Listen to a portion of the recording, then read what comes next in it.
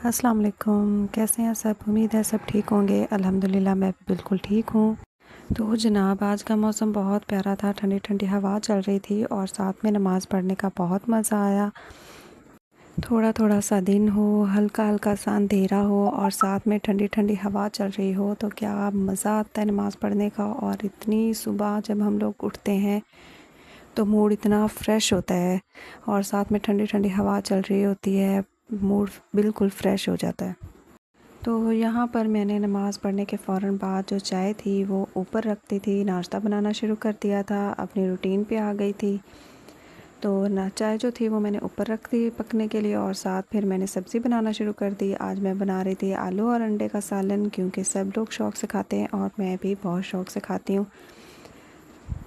अक्सर ऐसा ही होता है, बल्कि ज़्यादा ऐसा ही होता है कि जो रात वाला सालन बचा होता है वही हम नाश्ते में खाते हैं और साथ अंडा होता है, पराठा होता है या चाय होती है, दही होती है, इस तरह की कोई भी चीज़ होती है।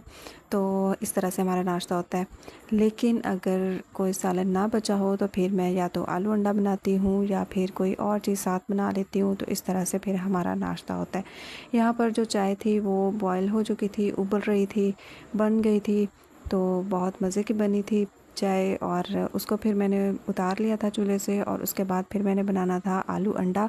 उसके लिए जो मैंने सब्ज़ी थी वो सारी मैंने काट ली थी और उसके बाद फिर मैंने ऑयल घी ऊपर रखा और उसको गर्म किया। उसके अंदर मैंने जो प्याज है वो डाल दिए। मैं बहुत सादा तरीके से आलू और अंडा बनाती हूँ, ज़्यादा चीज़ें नहीं डालती, सिर्फ बेसिक सी जो चीज़ें होती हैं वही डालती हूँ, जैसे मिर्चें, नमक और हल्दी। इसके अलावा और कुछ नहीं। अगर कभी डालना भी हो तो फिर मैं ज़ीरा वगैरह डाल लेती हूँ, इसके अलावा और कुछ भी नहीं डालती और बहुत मज़े का आलू अंडा बनता है। हर घर में हर चीज़ बनाने का एक अलग तरीका होता है और मेरा ये तरीका है कि मैं इस तरह से बनाती हूँ।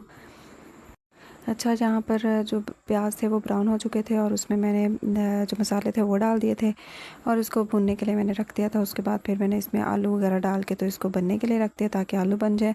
उसके अंदर फिर मैंने अंडे शामिल करके तो उसको अच्छी तरह से बना लिया था। तो जो आलू अंडा था वो तैयार हो चुका था। उसके बाद बारी थी रोटियां बनाने की, तो फिर मैंने पराठे बनाए, बहुत मज़े के बने थे। तो आज की जो अहम बात है वो ये है कि आजकल हम लोगों ने बहुत अकेला रहना शुरू कर दिया है। जैसे कि हम लोग एक घर में मौजूद होते हैं लेकिन फिर भी हम लोग एक दूसरे से इतनी बातचीत नहीं करते, एक दूसरे के साथ मिल के बैठते नहीं हैं, अलग अलग अपने कमरों में होते हैं, मोबाइल होता है और हम होते हैं। इस तरह से हमारी जो ज़िंदगी है वो गुजर रही होती है।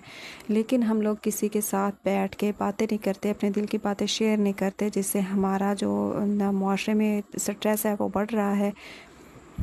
जैसे हम लोग छोटे होते थे तो अपनी हर बात अपने माँ बाप के साथ शेयर करते थे, किसी न किसी के साथ शेयर करते थे, अपने दिल में कोई बात नहीं रखते थे, तो हमारी हर मुश्किल आसान होती थी और हमें किसी चीज़ की टेंशन भी नहीं होती थी। हमारी हर बात बहुत आसानी के साथ हल हो जाती थी, हमारी हर प्रॉब्लम हल हो जाती थी। लेकिन जब हम बड़े हो जाते हैं तो अपनी हर बात को अपने अंदर रखते हैं और किसी को बताने की कोशिश भी नहीं करते और ना ही फिर वो हमारी प्रॉब्लम हल होती है और ना ही हम उस इशू से बाहर निकल सकते हैं।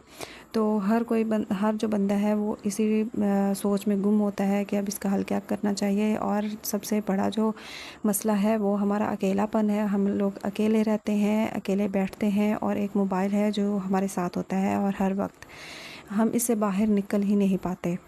यहाँ तक कि हम अपने माँ बाप को भी टाइम नहीं देते, जिन्होंने अपनी सारी ज़िंदगी लगाकर हमें इतना बड़ा किया होता है। हमारे पास उनके लिए 2 मिनट का टाइम भी नहीं होता कि हम लोग उनके पास बैठ के थोड़ी देर चलो थोड़ी सी बात कर लें, ज़्यादा नहीं तो।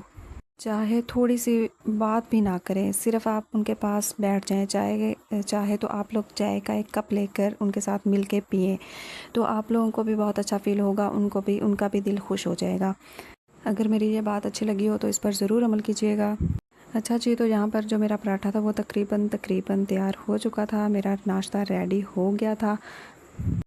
तो अब बारी आती है नाश्ता करने की। अगर आपको ये वीडियो पसंद आया हो तो लाइक कर दें, शेयर कर दें, अच्छा सा कमेंट कर दें। अगर चैनल को सब्सक्राइब नहीं किया तो सब्सक्राइब कर दें। अपना ख्याल रखें, मिलते हैं अगले व्लॉग में, तब तक के लिए अल्लाह हाफिज़।